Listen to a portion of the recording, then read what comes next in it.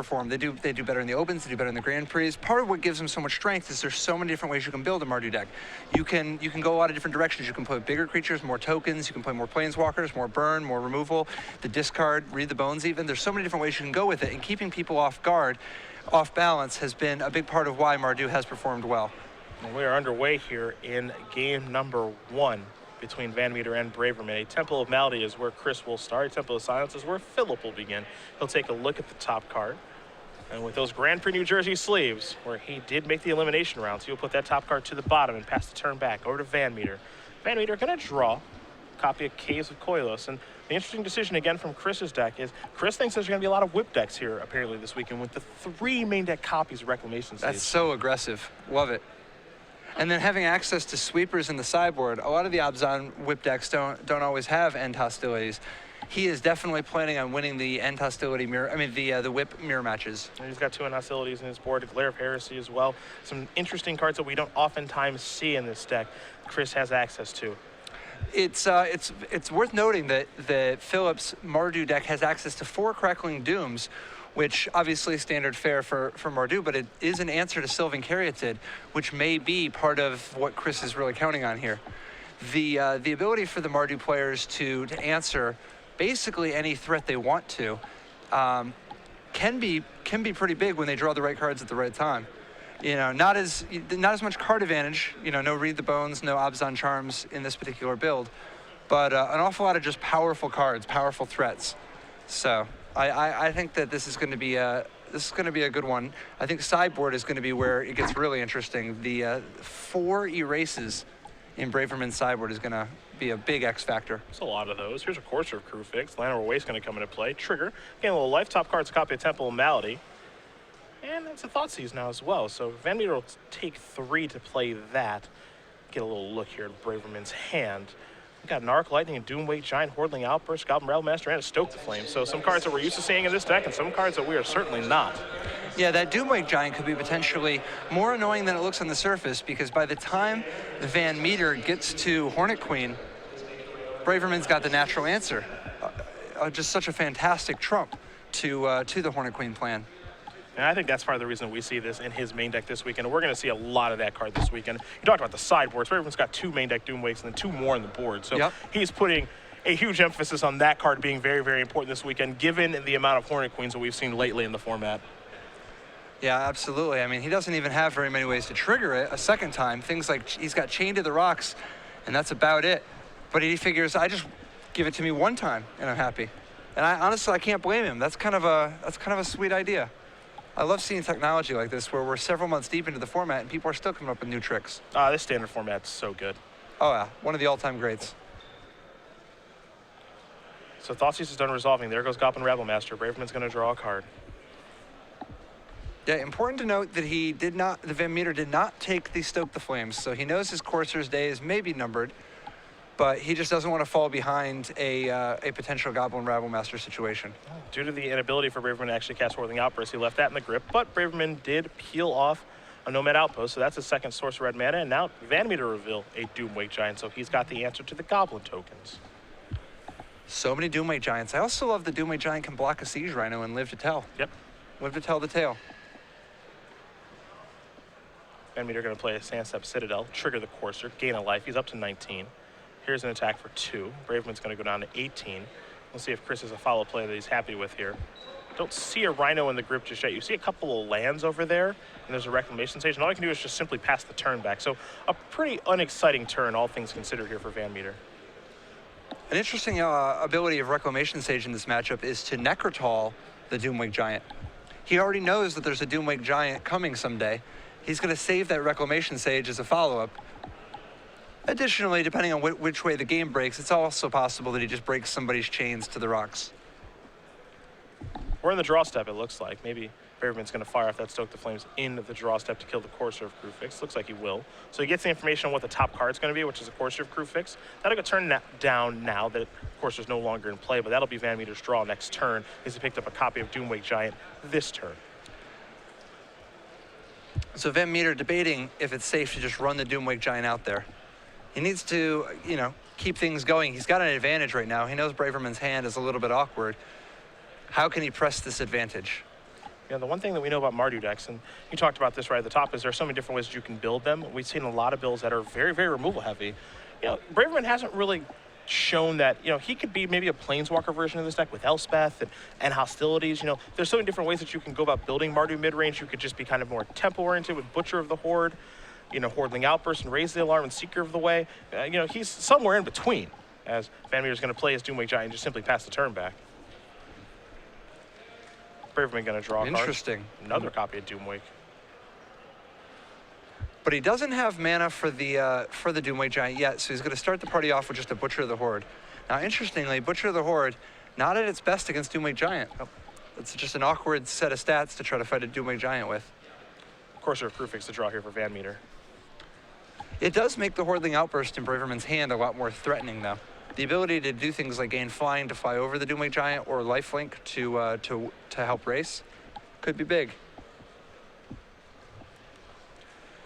Vanmeter with a copy of Satyr Wayfinder in hand. We know about the Courser, of course. There's the Reclamation Sage, too. So there's a Temple to start things off. Take a look at the top card. Now, that's a pretty loud signal. He's not planning on playing the Courser. Yep. Looks like he's got something else to do. He's going to start here by attacking for 4. He's slow and steady. I don't know if he's going to deploy anything this turn. No, he's not. He's just going to pass the turn back. The draw here for Braverman is a Nomad Outpost. So that's land number 5. Unfortunately for him, it comes into play tap. So Braverman knows Vanmeter has a Courser, knows he didn't play it. That's going to suggest that Vanmeter's got a removal spell. Butcher will fly across here for 5 points of damage. Now, it's interesting if he actually talked Braverman out of using any sack effects for fear of a removal spell. Vanmeter may have bought himself some extra life. Braverman just going to pass the turn back. So these players kind of jockeying for position at this point. I think the draw was a Siege Rhino. Absolutely. Siege Rhino, a big, big draw here. Always a big, big draw. That thing is furious. See how Vanmeter wants to move forward now. He's got enough mana to be able to play Courser and Rhino in the same turn. Question is he willing to risk it? He's going to start by attacking for 4. That looks to be the easy part. And he's just going to go with the Rhino. Interesting. Not playing the Courser again. He didn't shuffle away the Courser, Nope, right? it's there. Interesting. So now is he going to play Satyr Wayfinder instead? Doesn't seem like he wants to because he doesn't want to walk into the Doomwake Giant. But maybe he's trying to lure Braverman into playing the Doomwake Giant? Yeah, I think now he might be content with it because now, you know, he plays the Wayfinder. There's a target for the Doomwake Giant. We know he's got the Reclamation Sage in hand. Yep. So he says, yeah, you can have this. And, you know, Chris will find a land off of this. That'll be a copy of Sandstep Citadel. That'll come into play. And Chris will pass a turn back. So it looks like he's definitely trying to lure him into something here. Yeah, I mean, playing the Doomwake Giant here ensures Braverman falls next turn if he attacks with the Butcher. Yep. There's a good chance he stays home with the Butcher anyway, though. The Siege Rhino could be potentially blocked. Braverman with 2 Doomwake Giants in hand. It also has a Stoke the Flames, a Hordling Outburst, and an Arc Lightning. As he's going to think about what he should do this turn because he is behind on the board here. Vanmeter holding his hand, trying to walk him into that Doomwake Giant play. And Braverman knows it. He's like, what? Do I have another way? Do I have another potential winning line? It's an interesting line that Vanmeter has chosen to take this game. You know, by not playing the Courser, I mean, I get it. That, you know, he basically just says, you know, your Hordling Outburst is countered.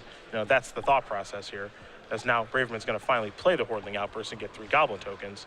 So I understand why he's holding it back. The question is, you know, is it better to hold it back to get a Doomwake Giant trigger, or just to try to start generating that small advantage that Courser does over the course of turns?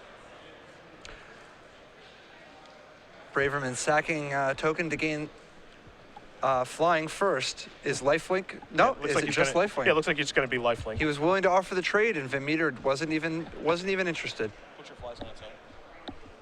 Lifelink, vigilance, and haste. So what do you think about the possibility of sacking a token to gain vigilance there? I actually think I would want to because you know he has Courser. Yeah. You saw that earlier from the other Courser, so you know that this can't come as a surprise. Assuming that Braverman, you know, has remembered that this is happening, this doesn't come as much of a surprise. That said, the way that Braverman's kind of set up right now, he actually can cast Stoke the Flames. So, but then again, you know, he'd have one less token, but his Butcher would be untapped. So he'd be like kind of in like a weird squeeze. Yeah, he can still soak the flames. Yep. There's not a lot to stoke here, right? Stoke the Courser. He's just gonna go upstairs. Upstairs, he's gonna try to race. 4, 8. I guess he doesn't die because he gained the 5 life the last turn. I just don't know if this gets him where I don't know if this gets him where he wants to go. You know, he's going upstairs with the Stoke the Flames because he doesn't really have much of a target outside of the Courser at this point. But was there anything else he could have maybe done in the previous handful of turns to get him in a better spot? Because he seems like he's just in a mediocre to bad spot right now. But Vanmeter is at 8. This attack is going to put Braverman at 3. The tough thing is that, I mean, I guess Doomwake Giant technically beats the board, but that Reclamation Sage is going to end up proving deadly. I don't know, this is actually interesting, right? I guess, you know, did the math actually pretty poorly here on my end. Vanmeter's going to go down to 7, up to 8, but 5 damage in the air puts him to 3, and Braverman has an Arc Lightning in his hand. So, and Chris, I guess, needs to find a land because he hasn't played a land yet this turn. Now that will put him up to, if he finds land, he goes up to 9, and he doesn't die to that combination of cards. The problem is, yeah, I guess if he doesn't have another answer. Yeah, because Butcher's a 5 flyer. alone. Yep. Yeah, 5 alone is enough so that this Arc Lightning wins. What? That's Sylvan Carry added. Okay, there's a land. Never mind. So he's safe. So he's going to go up to 9. And I imagine he's going to attack with all his creatures. Yeah, the ones that are at least that are eligible. So attack here for 4, 8, 9 points of damage. Braverman's going to go down to 3. Now the question is, does Braverman have a draw, which would be Stoke the Flames? That would be a draw to get him out of this. Stoke the Flames would win it. Is there anything else that can get the extra damage in there? Does Sorin buy him enough time? Gain, you'll gain 6, you'll go up to 9, but now you're going to die in the Another counterattack. Hordeling Outburst. I mean, it's a tough way to do it, but another Hordeling Outburst. Draw a card. This is a Sorin. Interesting. So Sorin would let him gain 6 and go to 9, but I don't think that's enough. Yeah, 11 on the counter back. Doomwake Giant could come down, kill a Satyr Wayfinder, sack to the Butcher to gain lifelink. At least that would put him at 8, but I still don't think that's enough. Nope. Take 10 on the swing back that way. If he holds back on defense with both creatures, does that do anything, I guess is the question? It beats the board. Okay. But it loses to Reclamation Sage. Because now he's potentially blocking the Siege Rhino and the Doomwake Giant. The problem, of course, being that a Reclamation Sage will remove Doomwake Giant as a blocker. With a Veribos to the top card. There's Reclamation Sage. So if you sacrifice that to the Butcher, you give the Butcher a lifelink. All right. At least he beats the board. He can trade with the Rhino. Goes up to 7, takes 6, goes down to 1. The problem is this isn't a winning line. Yep. I mean, what are you hoping to draw next turn? Hordeling Outburst to try to block and get ahead a little bit? Yeah, I don't know if that gets you anywhere. It gives you 2 chump blockers for the Courser and the Doomwake Giant, plus trades with the Reclamation Sage. That is the minimalist of values. Yeah, and taking a look at the top card actually at Vanmeter's deck, the problem with that is the whip is on top of his deck, so then the whip will come in, it'll trigger the Doomwake, that'll kill the tokens, and that'll be it. So I think Braverman's going to get one more draw step here in just a second. He'll gain a little bit of life, go back down to 1, and I think we'll be headed to game number 2 here in just a sec. As he doesn't have access to like end hostilities or anything, right? Not in his main deck. He'll draw a card, it's a mountain. He's going to look at this Sorin, that Arc Lightning. He's going to pick up his 5 lands and concede the game. What a battle. It was definitely a battle, but Chris Vanmeter comes out victorious in game number 1 here over Phillip Braverman. Abazan Reanimator up a game here over Mardu Midrange. As we take a look at the sideboards, we will start with Braverman's very streamlined sideboard for a Mardu deck. He's got 4 Thoughtseize, 4 Erase, 2 Magma Jets, 3 Arc Lightnings, 2 Doomwake Giants. What do you like and why? So the single biggest thing is access to Erase. Erase has the ability to fight the Whip of Erebos, the Doomwake Giant, and even the Courser of Crufix. That's going to be the single most important weapon. Beyond that, it's just a question of a little bit of tuning. Is Thoughtseize the right way to fight this matchup? I'm not sure. It's not bad. I think that it'll end up being better than some of the cheap removal. So I think that those are the main things that he's gonna be looking at. Other side of things here for Vanmeter, we've got some singletons here in Reclamation Sage with Veribos, an utter end, a Soul of Innistrad, a Thought Sees a Hero's Downfall, and a Glare of Heresy. Throw in 3 Drowning Sorrows, 3 Read the Bones, and 2 End Hostilities, and that's what Chris has access to, and that's what he's looking at right now for game number 2. What do we like there? So I love this sideboard for this matchup. Having access to more removal, things like Utter End or Hero's Downfall or Glare of Heresy. Glare of Heresy in particular, it's nice to be able to do things on the cheap, going after the Butcher of the Horde or a Chain to the Rocks. But he has Read the Bones, so that he actually can play a little bit more of a controlling game. So I like him boarding in some of the removal spells and the Read the Bones, because even though Braverman has access to a lot of burn, I think that the post-sideboard games are going to be very attrition-y. Much like that first game. Definitely an attrition-y element in that game. So we'll see how players do elect to sideboard here as we do get ready for game number 2. But while we wait, we will talk about, is the return appropriate? Is that the best way to say it for next level matches? Zach? Yes. Here it is, the new 2015 edition. I'll let you speak on this. Next Level Magic basically goes it speaks to having a well-rounded approach to Magic, having an ability to play in tournaments, how to prepare, how to build decks, how to level up. Articles from each week can be great in terms of knowing the latest tech, but Next Level Magic is how to get better at Magic. It's how to even approach Magic at all, how to build a Magic team, how to build a deck, how to build a sideboard, and how to use it. And so it's a timeless piece really in terms of how to win more at Magic, and I cannot speak any higher in terms of how proud I am of how it turned out, and just for helping people level up, Would you call this kind of like, this is a new 2015 edition, like the remastered edition? Yeah, it's college textbooks get updated from year to year, and this is just, updated examples. But if you're looking to improve your game, whether it's at an F&M, the new pre-TQs, or even, SCG Opens and Grand Prix, I definitely recommend taking a look at Next Level Magic. Now, I've been informed on Twitter, as we do turn our attention back to the match, that people are looking for a remastered edition of The Gathering. Looking for some new tracks that maybe you left off that you'd like to put on to the new 2015 edition. Is there any chance of that in the works? Not saying why, but it's interesting to note, Bill Bowden's flying to Denver next month, middle of January. I see. I don't know what he's up to.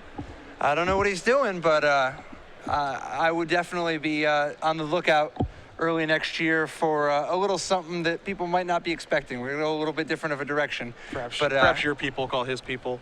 See if you can get a breakfast set up. Well, it's already set up. Oh, okay. I'm just saying that we got something unusual cooking that I think people are not going to expect. But if you like The Gathering, I would definitely take a look at I keep our eyes open for next spring. Right around March, there's going to be kind of a fun announcement in that area. Well, as Dwayne Johnson would say, I can smell what you're cooking. I can. So looking forward potentially to that as we turn our attention back to Braverman versus Vanmeter here. Mardu midrange versus Abzan Reanimator. Again, Abzan Reanimator picking up a lot after its performance in Portland last week, and in the hands of Glenn Jones and Jerry Thompson, both those players making the semifinals. Mardu midrange, kind of, up and down, ebb and flow in our standard format. We definitely see it put up results here on the Open Series. Was not a major player last weekend in Portland or the World Championships. Did not see very much of it there, but Braverman trying to put this deck back on the map right now. Yeah, so are we going to get you on our verse? Dude, you ever spit? You have your people call my people. I don't have any people, so you can just call me. All right. And if you would like me to, no, if you'll get, is it spit? Is that what it is? I don't know. I don't know what you do. Do you spit? Are you gonna? We got a track that needs a soulful hook. If that's your angle. Dude, I don't know. What are you coming with? I can do a lot. I can do a lot. Whatever you need me to do. All right. I can find a way. You need me to do a bridge? I can do that. Well, if you can make it to Denver, January 16th, that weekend, we can do this. I'll let you lead the track on air too. I got dude, you know what? Later this evening, I'll play a track for you. We got the beat. If you let me know if it inspires you. Okay. Folks, we got a little something in the works here. This is exciting stuff. Braverman going to be on the play. Looks like Vanmeter's going to send it back. I've never met Bill Bolden. Is he a Magic player? He is. Yeah? Okay. Oh, yeah. He's hardcore. He's been playing Magic since the way back. Jeez, all right. Yeah, he's great. He was working on a Magic Rap album before him and I even, before we even hooked up about it. Collaboration. Yeah, absolutely. Well, now I'm excited. Because now there's something in the pipeline now. I don't know what to expect. We can have a track with the Rainmaker and the Innovator. That really just, I've just been informed that they've just sold 1 million copies. That really just sells itself. Patrick and Patrick. I imagine that Mr. Sullivan has some flow. Yeah, he's like Magic's version of the Jedi mind tricks. Or he's real grimy, hardcore hip hop. Yeah. If you're from New York, but maybe not Manhattan, maybe a little bit further east, further north. That's the type of hip hop that Patrick Sullivan's going to come with. It's about to start here for Braverman, a Temple of Malady here for Vanmeter. Vanmeter found a 6-card hand that he was happy enough with. He was going to keep it. You see, he does have, looks like a copy of Glare of Heresy in the grid. So we'll see what he's able to put together here for game number 2. He's going to leave the card on top. We'll go back Braverman's way. Braverman will draw a copy of Crackling Doom. You can see he's got a Doomwake Giant in his hand. Crackling Doom is without question the reason to play Mardu. Yes. If you're going to Mardu, it's because there's so much power tied up in Crackling Doom. It's a thought seize, so if Vanmeter wants to see what Braverman is working with. We'll see a Doomwake Giant, Crackling Doom, as we already mentioned. Well, the Hordling Outburst, and Erase, which he does have, again, 4 copies of that in his sideboard this weekend, along with a Bloodstained Mire and a Mountain. See what Chris elects to take here. Can break up the fact that Braverman wants to get something going with Hordling Outburst on turn number 3. Doomwake Giant, of course, an answer to Satyr Wayfinder and Hornet Queen tokens. Crackling Doom, a fantastic removal spell in this matchup, and Erase, well, that answers a lot of things against this Abzan deck. Yeah, I mean, Abzan, obviously, quite a popular choice this weekend. Mardu, though, a newer, sort of version of Mardu, trying to put get a foothold in the format. Not the most popular of the 5 cons, the 5 factions, but without question, at least it's not Teamer. You know what I mean? Fair enough. Another Erase was the draw. Shout out to Brian Kibler. Absolutely. Keeping the dream alive. Absolutely. He is trying his hardest with Savage Knuckleblade. Doesn't even have Lifebane Zombie holding him back anymore. Here is a Forest. And this is a Courser of Grufix. Now, of course, Vanmeter knows about Erase, and he knows his creature's likely to die. Reclamation Sage is the top card. That'll be an answer to Doomwake Giant that's sitting in Braverman's hand. Braverman going to pay 1 right now via Battlefield Forge to get the Courser off the table for good. This is a great weekend for Erase. I think so. Absolutely. I mean, 4 is a lot. 4 is a lot, and I respect that. That's gangster. That is gangster. Let's say Mark getting a sacrifice. Braverman going to fish out either a mountain or a swamp from his deck. He will go with a swamp. But, I mean, obviously, Braverman feels that Erase is going to be a big deal this weekend. And with the influx of whip decks now, it's hard to argue. There are a lot of targets for Erase. Yeah, absolutely. I mean, it's also that they're spread out. The fact that, like Blue-White Control shows up with Banishing Light.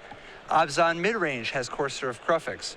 The Blue-White Heroic decks have Aqueous Form or Ordeal of Thassa. There are actually a surprising number of targets up and down the format. The fact that the Jeskai deck took out the Mantis Riders and put in Jeskai Ascendancy. Mm-hmm. It's not a bad weekend to main deck Erase. So Curiata is going to be the play here for Vanmeter. You saw Hordling Outburst in the previous turn there for Braverman. So Braverman will draw a card and pick up another copy of Erase. Not a bad turn for Crackling Doom. Yep.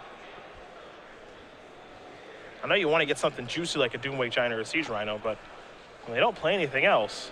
Well, part of the problem is that if you don't Crackling Doom here, Doomwake Giant can come down next turn and actually sweep the board. But it looks like Braverman wants to hold out. He's saving that Crackling Doom for the Siege Rhino because he knows that Vanmeter knows that he has the Crackling Doom. Vanmeter picking up a copy of Hero's Downfall. Already has one of those in his hand as well. And this is part of the appeal, as there's Crackling Doom, of playing a card like Hordling Outburst. Because a card like Hero's Downfall is much worse than. Absolutely, and here we see Vanmeter getting punished. Vanmeter misses his land drop and doesn't play a spell. Braverman says, that's enough for me to pull the trigger. Now, even if you draw a land, you're probably not gonna have anything to play. Butcher the Horde, the draw. See if Braverman wants to cast this into 3 open mana.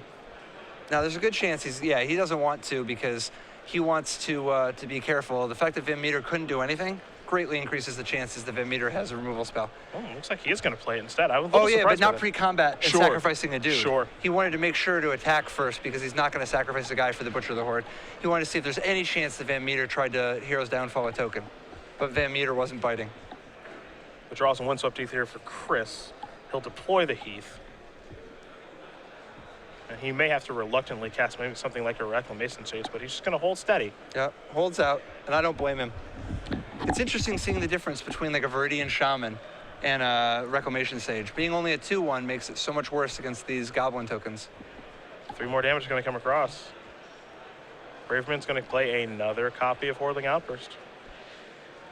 Yeah, he's just all in on punishing Vanmeter. He knows Vanmeter didn't have an extra land last turn, so he wants to try to get the beats in while he can before Doomwake Giant comes down, because after Doomwake Giant hits, Hordeling Outburst is not going to be worth very much anyway. And Vanmeter's hand is just so awkward at this point. He's got the Hero's Downfall, he's got a Glare of Heresy, he's got a Reclamation Sage. I don't believe he has a Doomwake Giant in his hand, so now he needs to find something like a Siege Rhino to be able to try to stabilize in this board. Gonna sacrifice the Windswept Teeth and get a land out of his deck to maybe try to increase the percentage chance, ever so slightly, that he draws a copy of Siege Rhino. He's gonna dig out of Plains. So at this point, Vanmeter, not even extra land. I mean, land isn't even that good for him because his hand is so awkward. Mm-hmm.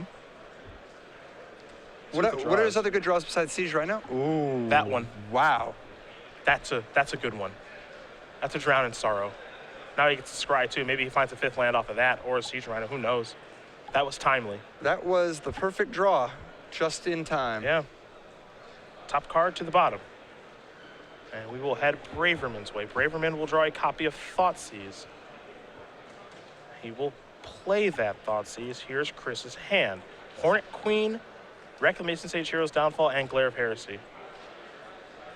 A lot of great reactive cards. The question is, does he take the Hero's Down? I mean, sorry, the Reclamation Sage, thinking, I want to make the Doomwake Giant a little bit better, or does he take the Hornet Queen, figuring, oh, with this much defense, Vanmeter's going to buy himself a lot of time. I just don't want him to hit me with the Hornet Queen. Yeah, Braverman's hand's really awkward. He has 2 dead cards. And so he's got here, at least Doomwake Giant could potentially beat the Hornet Queen going long. Yep. Interesting. So he goes with the Hero's Downfall, giving sort of a, well, I don't care about the Reclamation Sage because I'm not going to play the Doomwake Giant until I can kill your Hornet Queen's tokens. And they're both settling in for a long game. If Vanmeter just draws and discards, Braverman just drew a Thoughtseize. He's going to cast it, so we'll see what the new card is. It's another copy of Hornet Queen. So now Reclamation Sage is going to bite the dust. So now the path actually is pretty clear for Doomwake Giants. Vanmeter will draw a card. It's a copy of Sylvan Caryatid, so we'll deploy that and simply pass the turn back. Yeah, this is a great time for Braverman to get a land. Goblin Ravelmaster, that's a huge play. That's not bad at all. Absolutely, that's big. That's going to come in, trigger, make a Goblin token. That'll come in. Of course, Vanmeter will block with his Caryatid before passing the turn back. Vanmeter will draw a card. Removal spell would be big for him. He doesn't find one. It's a copy of Windswept Teeth. He is only 1 land away from Hornet Queen at this point, though. And so even though Braverman has the Doomwake Giant in hand, first of all, he doesn't have an answer to 2 queens because he doesn't have another enchantment yet. But second of all, he hasn't even gotten up to 5 mana. Looks like he did rip a chain, though. So if he can get his 5th mana, he's going to be in pretty good shape against the Hornet Queen. Here's the attacks. Bravermaster on this board is a 4-power creature. Vanmeter has to block over there, so he'll take 5. He's going to go down to 2. Absolutely. Now Vanmeter is praying for a land. Draws a card. Well, he got one. Should have asked for the untapped land. Phillip Braverman is going to win game number 2 here over Chris Vanmeter. Mardu Midrange and Abzan Reanimator are tied up as they get ready for game number 3. We took a look at the sideboards already, but we know that Braverman has brought in at least 3 copies of Erase. And we saw 2 copies of Thoughtseize as well from his sideboard. Don't know if we'll see Magma Spray, additional Arc Lightnings. He already had 1 in his main deck, 3 in his board. And then he's got 2 Doomwakes in his main and 2 Doomwakes in his board. Don't know if much changes between play and draw here. Yeah, no, I think that he's going to mostly just stick with the Thoughtseizes and the Erases. It worked this game, and I think you want to do more of the same, like if you just come out with a good mix of cards and the game doesn't go too long, that game, everything was working correctly, He didn't have some insane draw or anything, but everything was working the way it's supposed to, and he got his little bit of edges. Vanmeter stumbled a little bit on mana, and Braverman went for the throat. crackling, dooming the Sylvan Caryatid, making sure that Vanmeter couldn't get back in it. Players will shuffle up for game number 3. It'll be underway in just a moment. We will talk very quickly about the newest addition to our Creature Collection series. It is the Ooze token, now available. If you come to any Open Series event or head over to StarCityGames.com, you'll find the deck box, the dice bag, the play mat, the sleeves as well, and of course, any website order over $5, especially during this holiday season, we'll be giving away 2 of these Star Ooze tokens. So head over to Star City Games or any Open Series event here at the beginning of 2015 to be able to pick these up. And from what I've heard through the grapevine, we will have new additions to the Creature Collection series for 2015. Oh, I like that. I don't know what, but from what I've heard from some people in the know, we're going to have some new fun ones for you guys in 2015. Yeah. This weekend, I mean, there's been a lot of, welcoming new additions to the family. And I wonder who else could be being welcomed to a family this weekend. Not sure. Unrelated, but we got to get Tom Ross in the booth at some point this weekend. We'll see what we can do. He's off to a little bit of a rocky start. Yeah, he's just trying to make it interesting. He's going to bust out. I heard a rumor he might be willing to infect in Legacy. You don't know? Are you sure? No, not really. Okay. I said he might. Yeah, He might not. He might instead just want to win. We're going to have to find out what he's up to. I think he played, importantly, he didn't infect. He gave Jerry the infect deck. I can't remember what he played, though. He played something different from us. And he got punished. He did. He did. Generally, his expectation is first in these. So yeah. And he's been living up to expectation recently. How many opens and invitationals combined has he won? Opens, I know that he won one like at the very beginning of the Open Series, like 2011. Like I think when we were in Louisiana or somewhere around that area, maybe Phoenix. I remember that pretty well. As far as invitational is concerned, he's won the past 2, has top 8'd all 3 this year. So he's looking to top 4 all 4. He's got to be in the running for one of the most likely to ever be the first player to get the Grand Slam.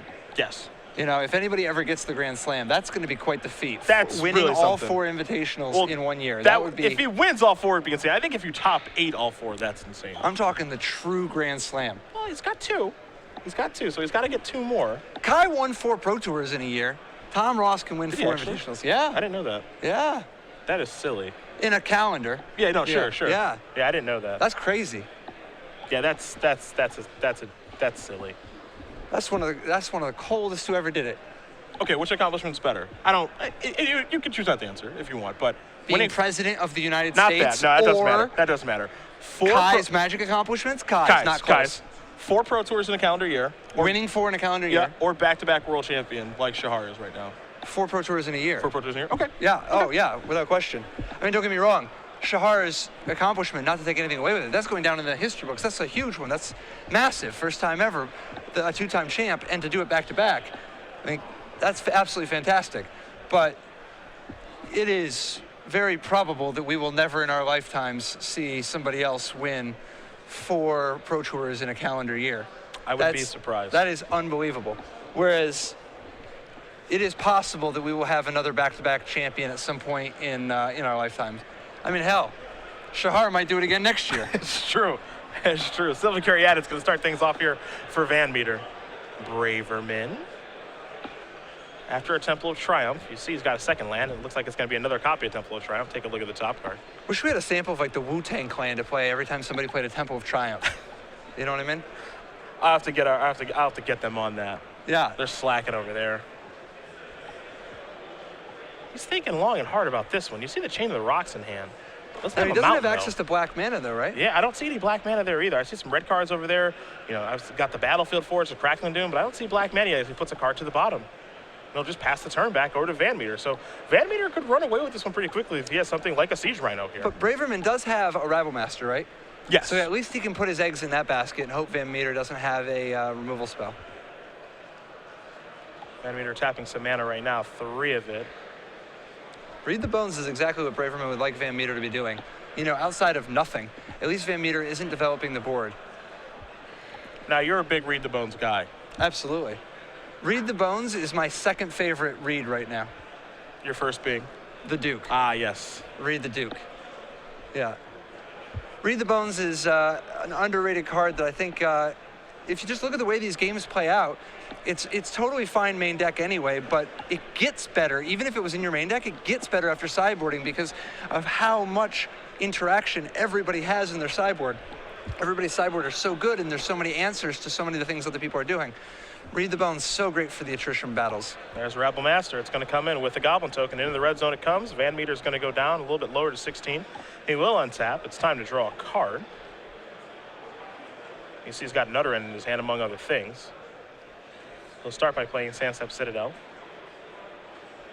And it looks like he does have quite a few removal spells. He also has a Siege Rhino there as well. So see if he wants to go with an expensive removal spell like Utter End or deploy the Rhino. And it looks like he's going to leave the mana up for some sort of removal spell here to get Rebel Master off the table. Yeah, it's just such a losing proposition. If he plays the Rhino, that's so greedy because Braverman has so many ways, whether it's Chain to the Rocks or Crackling Doom, so many ways to kill the Rhino and then just get way ahead, because if you ever get hit by a Rebel Master, you're in bad shape. Well, there's the second one.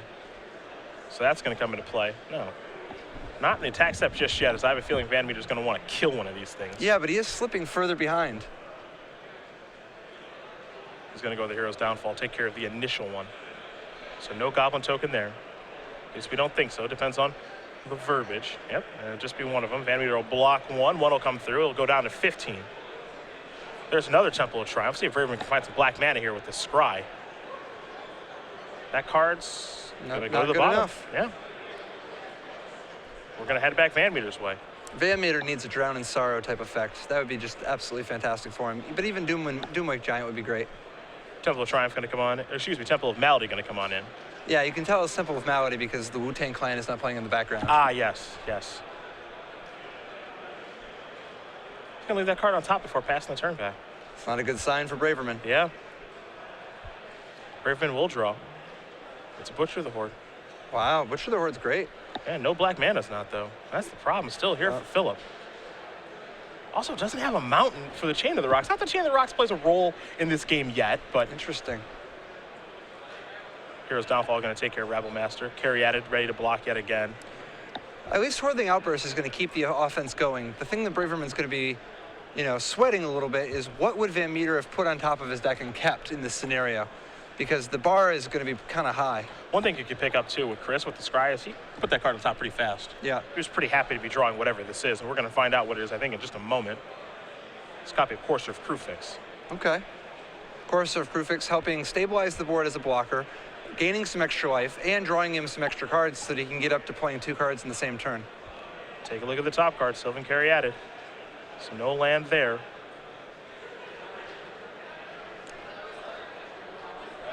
Now he does have access to Hero's Downfall this turn, so even if Braverman draws a black mana, Vanmeter has a little bit of defense against Butcher of the Horde. Stoke the Flames. Going to take care of the Courser. Carry out, be turned face down. That'll be Vanmeter's draw the next turn. Braverman going to untap 5 Goblin tokens. Draw a card. It's a Mountain. Still no black mana here for Michael. Mountain important, though, for Chain of the Rocks. Yeah, I mean, if he's going to draw a non-black mana, Mountain is as good as it gets. In here for 5. We'll make it 4 as Vanmeter will block one of those Goblin tokens. Braverman will play the Mountain. And just pass the turn back over to Vanmeter. Vanmeter hoping to get a Hornet Queen or a Doomwake Giant pretty soon. Yep. We all know Sylvan Carriata is going to be the draw there, so he's able to draw that card. He still has a Siege Rhino that he has not deployed yet. What's interesting is that if Braverman chains to the rocks the Siege Rhino, Vanmeter can at instant speed Utter End to break it free from the rocks and trigger again. But he chooses not to play the Rhino again. A little surprised by that, not playing it that turn. The draw this turn was a Thoughtseize. Here's an attack with 5 of the Goblin tokens. So Braverman has a lot of great cards in his hand. Thoughtseize, Crackling Doom, Butcher of the Horde, Doomwake Giant. No black mana to cast them. Vanmeter again holding up Hero's Downfall, but he can't use it this turn. Yep. So this is a very, I guess he could use it. This is a very defensive line. Perhaps he's just like, I just don't want to lose to a Butcher of the Horde out of nowhere. Surprisingly conservative line. I mean, conservative all the way, though. So he's, is he supposed to shift roles? Hard to say, but he's been on the same pathway the entire game, which is being very conservative and leaving Hero's Downfall open. Absolutely. He apparently is confident that he can that he will play around the the possibility of a Butcher of the Horde. Take a draw. Another copy of Reclamation Sage. Yeah, it's interesting. All these Reclamation Sages make the Chain to the Rocks a real liability. There's the Rhino. That's going to come in. Vanmeter's going to go back up to 10. Braverman's going to go down to 17. Still with the ability to cast Hero's Downfall. We'll go back Phillip's way. Phillip will draw a card. Is it black mana yet? Nope. Wingmate Rock. Not bad, though. No. Now, what's interesting, though, is that he can't Wingmate Rock and Chain to the Rocks. He's probably going to want to Wingmate Rock anyway, but that'll actually work out better for him because it means that he won't walk face first into the Reclamation Sage. So some blocking will take place here. So that was a really big draw as far as non-swamp draws go. Wingmate Rock's going to come in along with the 3/4 White Bird token. This puts a lot of pressure on Vanmeter. He doesn't have a ton of answers to flyers. He's got to fire off spot removal spells now. And he chose not to use the Hero's Downfall on the end step. That was a little surprising to me. Wants to keep his options open, I guess. He does have the ability to play both Hero's Downfall and Utter End here, but by waiting, it means that he has to either tap his Sylvan Caryatids pre-combat, meaning they can't block the tokens, or he has to let Braverman gain a bunch of life from the Wingmate Rock. Yep. I guess he can downfall one pre-attackers. So Yeah, depending on what Braverman does. yeah, depending on what Braverman does, Vanmeter can actually thwart most of this attack, but he's still looking to take a couple damage. Crackling Doom was a draw, and now I'm going to the deck. Let's see. Okay, how much black mana does he actually have? 4 Nomad Outpost, 4 Bloodstained Mire. That's 8. 2 Temple of Silence is 10. 2 Caves of Koilos is 11 and 12, and 1 Swamp as well is 13. So it's quite a few sources of black mana. So Braverman does exile the Rhino for now. However, Vanmeter can get it back at instant speed with Utter End if he so chooses. Hero's Downfall is going to take care of the actual Wingmate Rock, so the bird's still in play. Here's the attack. So now what do you think? Does he... Oh, okay. He does decide to Utter End the Rock instead of the Rhino. He's like, I'm under too much pressure. I got to just... I'm okay with that. Get Will the Getting's good. And now he can Rex Sage. You know, he can Rex Sage the chain. Absolutely. Get his Rhino back. The problem, though, is that if Braverman ever draws a Swamp, his hand is very strong. So there that goes. However, Vanmeter's draw was very, very good this turn. He's going to trigger the Rhino, go up to 9. Braverman's going to go down to 14. And now he's going to play a Doomway Giant. Wow. Wow, that's going to remove a lot of Braverman's play. That was really a strong draw. He needs to draw black mana now. Rebel Master is not it. No.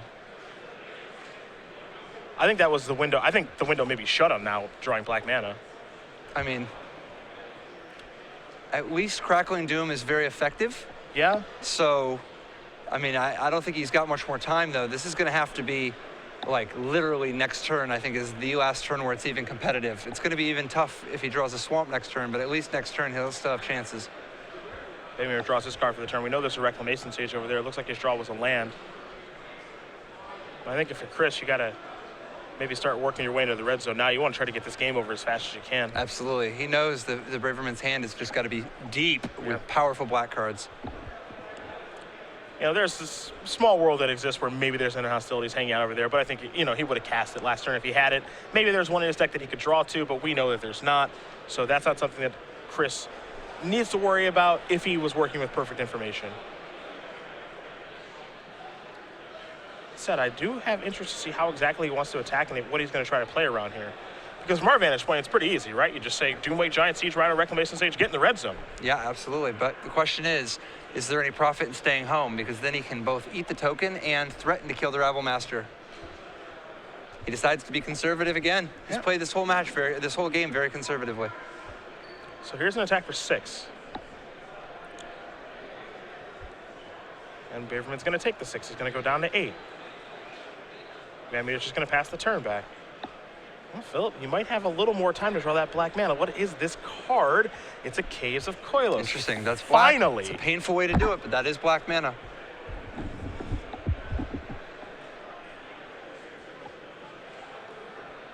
Now, what's interesting is that if he leads with the Crackling Doom, Vanmeter has to sacrifice the Doomwake Giant, or else the Siege Rhino, well, you know, the Siege Rhino he's counting on to block right now. Looks like he's coming out with Butcher of the Horde. All right. And of course, he can just sacrifice the Goblin. And this puts Vanmeter on a 1-turn clock. The Rabblemaster can threaten to chump block the Doomwig Giant, so at least Braverman beats the board. A smart line. Yep. This is giving him good chances. I mean, Vanmeter's back is against the wall now. He waited so long on that. Waited so long on the utter end and the Hero's Downfalls. He's going to sacrifice this for lifelink. Interesting.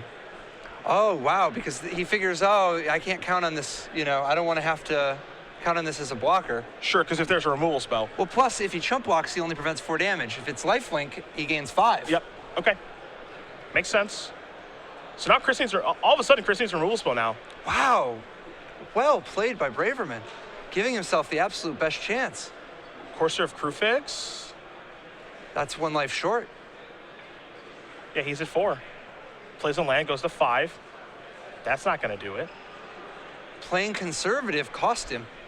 That extra 4 damage would have been big. Yeah. 4 damage would have had Braverman at 8, meaning that this attack would be lethal. And Braverman couldn't make, Braverman probably couldn't make the play that he made last turn. It definitely contorts the way that he would play the game. Yeah, absolutely. I'd love to sit down with Chris and see what the thought process was behind not attacking with the Siege Rhino, because clearly, I mean, he thought about his turn how he wanted to attack. You know, he moved the Siege Rhino around. He's like, maybe I'll attack with this in the Reclamation stage. Maybe I'll do it with the Doomwig Giant. Maybe yes, maybe no. Finally came to the conclusion he didn't want to attack. There's Braverman kind of taunting him now, as that would be the perfect card to have drawn this turn. But now he's going to wind up short. Here's the attack. Knocking Braverman to 2 instead of -2. Chris can play the land, go up to 5. The problem, of course, is that even if he could live through this Butcher attack, the Crackling Doom. Yep. Wow. Nice work by Braverman. What an impressive comeback. It took him forever to draw black mana, but I feel like he did as much as he could reasonably do to try to win this game. Black mana came on the actual last turn it could show up. Yeah, we mentioned that was the last chance for there to even be a shot. Yeah, Chris will show him Reclamation Stage, and that's going to do it. Phillip Braverman's going to win this match over Chris Vanmeter 2-1, and for Braverman with Mardu mid-range, he's going to move on to 3-1 here, while Vanmeter, off of his 2 buys, he goes 0-2 in the standard portion. Wow. Wow, what an intense match. Butcher the Horde. Butcher the Horde, a very powerful card. 5 is a lot. 5 is a lot. And a 5/4 flyer for 4 mana is already respectable. Like, yeah, at least that's interesting. That's already a good deal. But then the interaction with things like Hordeling Outbreak